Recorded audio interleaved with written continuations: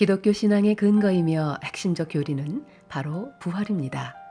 기독교의 독특성, 기독교를 기독교답게 하는 부활이기에 바울은 그리스도께서 부활하신 사건이 역사적 사실임을 증거합니다. 그리고 그리스도의 부활은 곧 성도들도 부활한다는 것에 대한 확실한 증거이기도 합니다. 우리의 소망인 부활의 확실성에 대해 함께 읽어볼까요? 오늘 우리에게 주시는 하나님의 말씀은 고린도전서 15장 1절부터 34절까지입니다. 성도 여러분, 내가 여러분에게 전파한 복음에 대해 여러분에게 알려드리려고 합니다.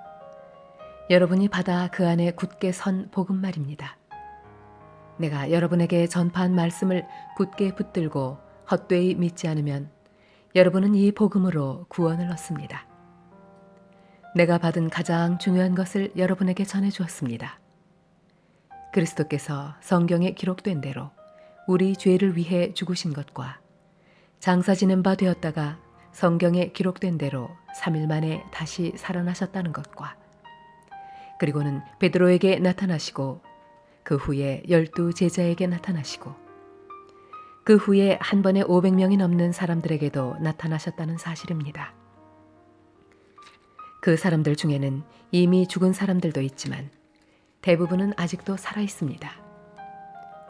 그 후에 야고보에게 그 다음에 모든 사도들에게 나타나시고 맨 마지막으로 조사나와 같은 나에게도 나타나셨습니다. 나는 모든 사도들 중에서 가장 작은 사람입니다. 나는 과거에 하나님의 교회를 핍박했던 사람이기 때문에 사도라고 불릴 자격이 없습니다. 그러나 지금의 나는 하나님의 은혜로 된 것이므로 내게 베푸신 그분의 은혜가 헛되지 않습니다. 나는 다른 사도들보다 더 열심히 일하였습니다. 그러나 그 일은 내가 한 것이 아니라 나와 함께 하시는 하나님의 은혜로 한 것이었습니다.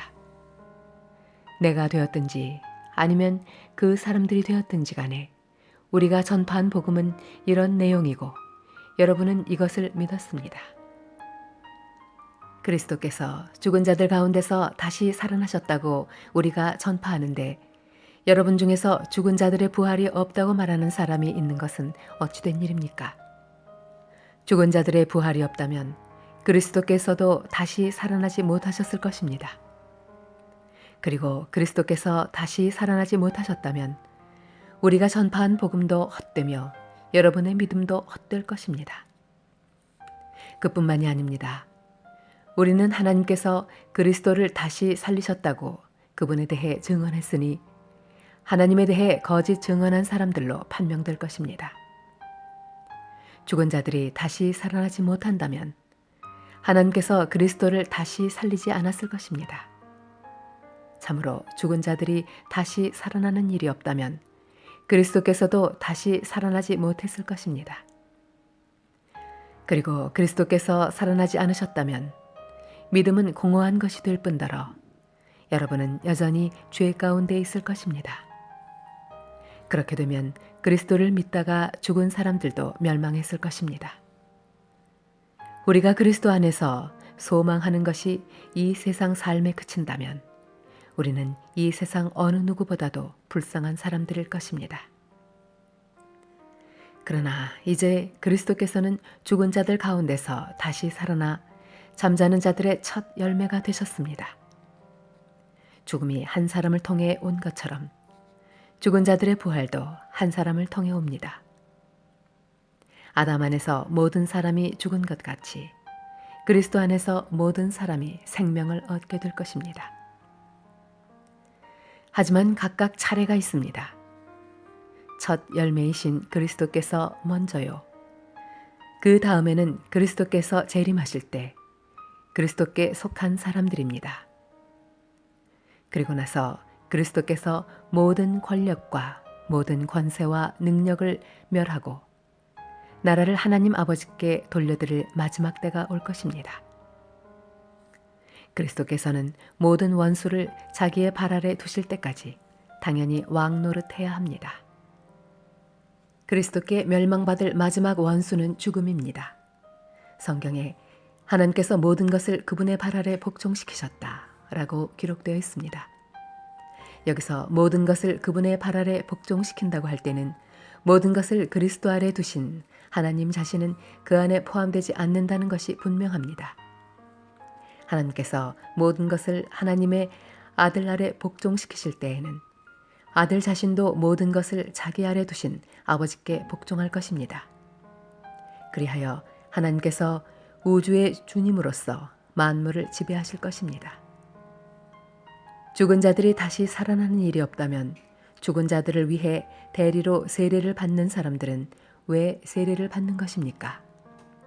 죽은 사람들이 도무지 살아나지 않는다면 그 사람들이 죽은 자들을 위해 세례를 받는 이유는 무엇입니까?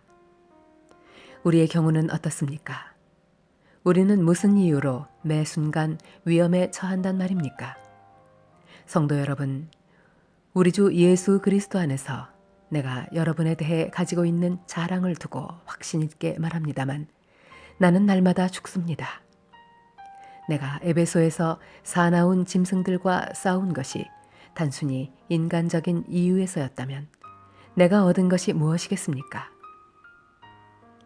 죽은 자들이 다시 살아나는 일이 없다면 먹고 마시자 내일이면 죽을 목숨이라고 하지 않겠습니까? 속지 마십시오. 나쁜 친구를 사귀면 좋은 습관도 나쁘게 됩니다. 정신을 똑바로 차리고 죄짓지 마십시오. 여러분 중에 하나님에 대해 무지한 사람들이 덜어 있어서 여러분이 부끄러운 줄을 알라고 이 말을 하는 것입니다. 아멘. 우리에게 주신 하나님의 말씀이었습니다. 부활의 소망을 주신 주님, 우리가 주님과 함께 십자가에서 죽고 주님과 함께 부활할 것을 믿고 감사드립니다. 사랑하는 한번 가족들이 부활의 소망을 붙들고 죄에서 승리하게 하소서.